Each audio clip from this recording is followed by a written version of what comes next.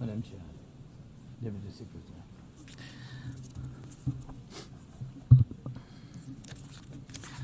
Dear leaders, dear friends, and all those who can become our friends, because you want safety and peace just as much as we do.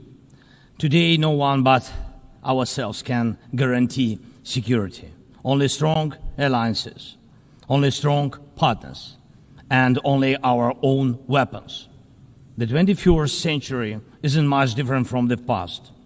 If a nation wants peace, it still has to work on weapons. It's sick. But that's the reality. Not international law, not cooperation. Weapons decide who survives. Excellencies, you know perfectly well international law doesn't work fully unless you have powerful friends who are truly willing to stand up for it. And even that doesn't work without weapons. It's terrible, but without it, things would be even worse. There are no security guarantees except friends and weapons. No Ukrainian choice this kind of reality. And knowing our people, they would have chosen a different priority. Ukrainians are peaceful people, but they are people who want to live freely in their own independent country. That's why we invest in defense. For many nations, there is simply no other way left. Nations can speak about their pain from stages like this, but even during bloodshed, there isn't a single international institution that can truly stop it. That's how weak these institutions have become. What can Sudan or Somalia or Palestine or any other people living through war really expect from the UN or the global system? For decades, just statements and statements. And even everything happening in Gaza remains without a way out. Even now, Syria, after all the changes, still has to appeal to the world to ease the sanctions that are choking its economy. It has to ask and wait. Syria deserves stronger support from the international community. And as Russia's war against my country goes on, people are still dying every week. Yet there is no ceasefire because Russia refuses. Russia abducted thousands of Ukrainian children, and we have brought some of them back. And I thank everyone who's helped. But how long will it take to bring all of them home? Childhood slips away faster than adults are able to help. Look at Israel. Nearly 2 years have passed and hostages still haven't been freed. They must be freed, but even that still hasn't happened. And for years, there have been no real answers to other threats, either chemical weapons and famine used as a weapon. Last year, at this assembly, I warned the world about the risk of radiation disasters, especially due to Russia's occupations of our Zaporizhzhia nuclear power plant, the biggest in Europe, but nothing's changed. Nothing's. And yesterday, the plant went into blackout again, and Russia hasn't stopped shelling even in areas near a nuclear facility. And because of international institutions are too weak, this madness continues. Even being part of a long-standing military alliance doesn't automatically mean you're safe. Just recently, 19 simple Russian drones violated Polish airspace, and only 4 were shut down. Luckily, they were not shaheeds or even worse. Otherwise, the results would have been horrific. Estonia had to call a UN Security Council meeting for the first time in history because Russian fighter jets deliberately entered its airspace. Moldova is defending itself again from Russia's interference. We have helping Moldova, and Russia's trying to do to Moldova what Iran once did to Lebanon. And the global response, again, not enough. We have already lost Georgia in Europe. Human rights and the European nature of the state system are only shrinking there. Georgia is dependent on Russia. And for many, many years, Belarus has also been moving toward dependence on Russia. Europe cannot afford to lose Moldova too. It's important to remember how the world once ignored the need to help Georgia after Russia's attack, and how the moment was missed. The EU needs to help Moldova now with funding and energy support, not just words or political gestures. We must not forget about protecting the rights of people and the rights of nations in regions where these rights are under threat. The UN Charter and the Universal Declaration of Human Rights must apply everywhere. But the Taliban in Afghanistan dragged a whole country back into the dark ages.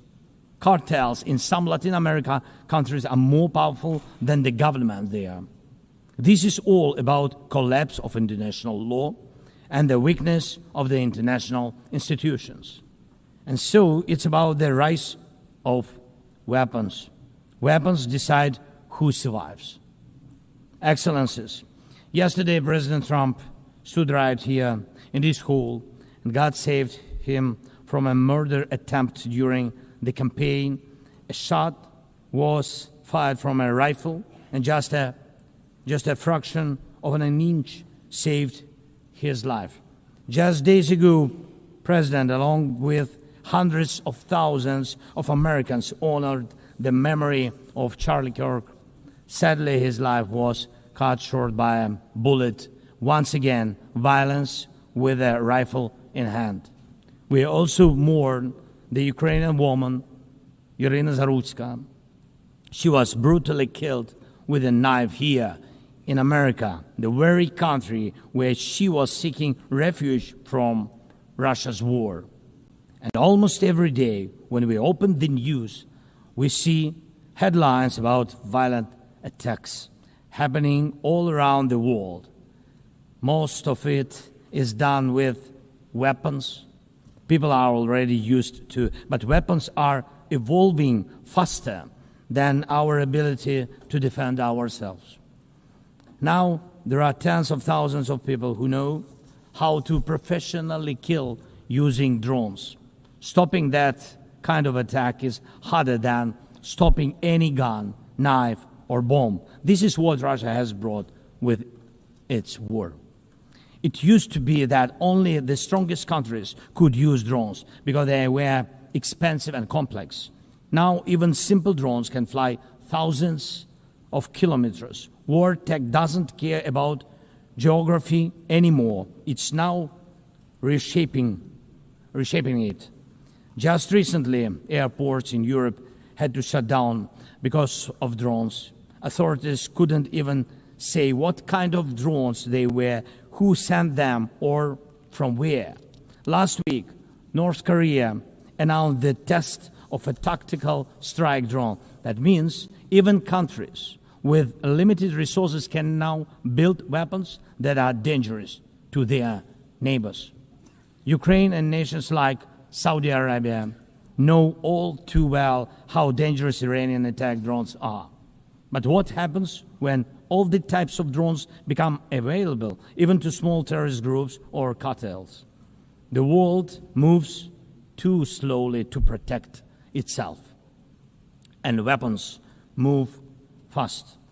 Now companies are already working on drones that can shoot down other drones, and it's only a matter of time, not much, before drones are fighting drones, attacking critical infrastructure and targeting people all by themselves, fully autonomous and no human involved except the few who control AI systems. Dear leaders, we are now living through the most destructive arms race in human history, because this time includes artificial intelligence. And if there are no real security guarantees except friends and weapons, and if the world can't respond even to old threats, and if there is no strong platform for international security, will there be any place left on Earth that's still safe for people? We need global rules now for how AI can be used in weapons, and this is just as urgent as preventing the spread of nuclear weapons. We need to restore international cooperation, real working cooperation for peace and for security. A few years from now might already be too late. 10 years ago, war looked different, and no one imagined that cheap drones could create dead zones, areas stretching for dozens of kilometers where nothing moves, no vehicles, no life. People used to imagine that only after a nuclear strike. Now it's drawn reality. Mass-produced, simple drones, and without AI yet. Ukraine doesn't have the big fat missiles dictators love to show off in parades, but we do have drones that can fly up to 2,000-3,000 kilometers. We had no choice but to build them to protect our right to life. Control over the sea used to depend on having a big navy. Ukraine doesn't have a big fleet, but we succeeded. In the Black Sea, we pushed what's left of the Russian navy into remote base. And we did it with sea drones. That's how we protect our ports and maritime trade routes, because Russia has left us no other choice. And our spiderweb operation, when cheap drones destroyed or damaged dozens of expensive Russian strategic bombers, became a real example for special forces around the world of what new weapons can do to old systems. These very Russian bombers attacked our cities. And none of this would have happened if Putin had not started this full-scale aggression, full-scale war. And every year that this war goes on, weapons become even more deadly. And only Russia deserves to be blamed for this. Dear leaders, to protect lives, Ukraine builds underground schools and underground hospitals. To protect lives, we have to spend more on protecting power stations from drone and missile attacks than on building sports facilities or cultural infrastructure. Ukrainian farmers are learning how to protect their equipment from Russia's FPV drone strikes, and for them that challenge is far greater than climate change. Russia's war has put us in this situation, but do you have protection against similar threats? The facts are simple. Stopping this war now, and with it, the global arms race, is cheaper than building underground kindergartens or massive bunkers for critical infrastructure later.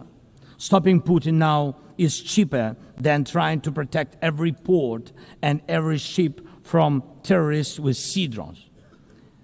Stopping Russia now is cheaper than wondering who will be the first to create a simple drone carrying a nuclear warhead.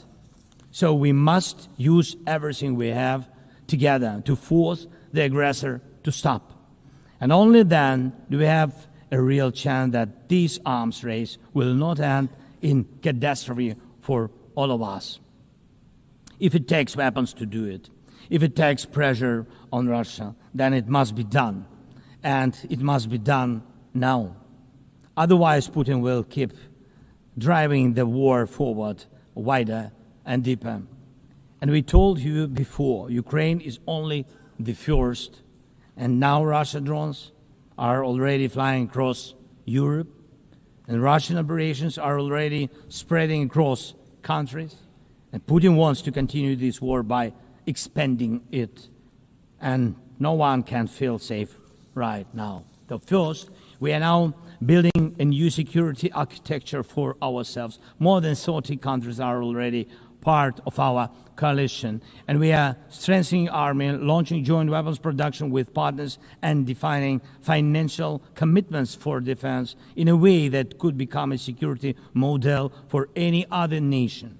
If security guarantees work for Ukraine, something more than just friends and weapons, it will mean that people were able to make national security not a privilege for a few nations, but a right for everyone. Second, we are ready to make our modern weapons become your modern security, your modern weapon. And we have decided to open up arms exports. And these are powerful systems tested in a real war when every international institution failed. And we are also ready to grow our defense production together with strong partners so that their protection is modern and reliable. You don't need to start this race from scratch. We're ready to share what has already proven itself in real defense. And third, many in the world are still relaxed. Still. But look at how many countries are here at this General Assembly, countries that are at war, or just came out of war, or are trying to stop one, or openly getting ready for one. War has already reached too many people to pretend it has nothing to do with you. So it depends on you. Whether you help peace or continue trading with Russia and helping Russia to fund this war, it depends on you.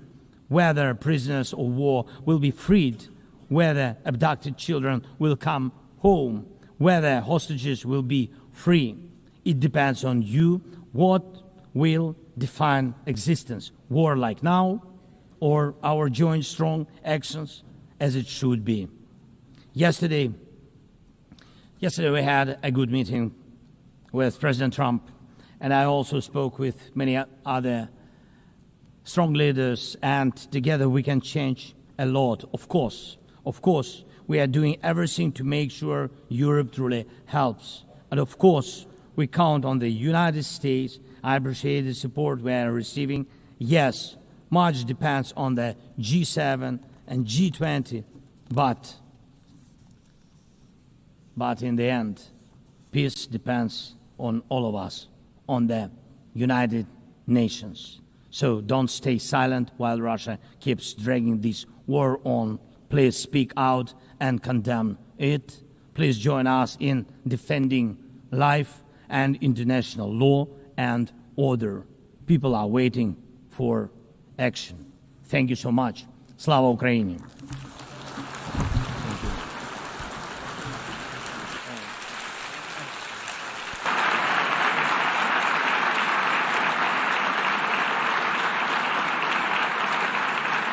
Au nom de l'Assemblée générale, je tiens à remercier le président de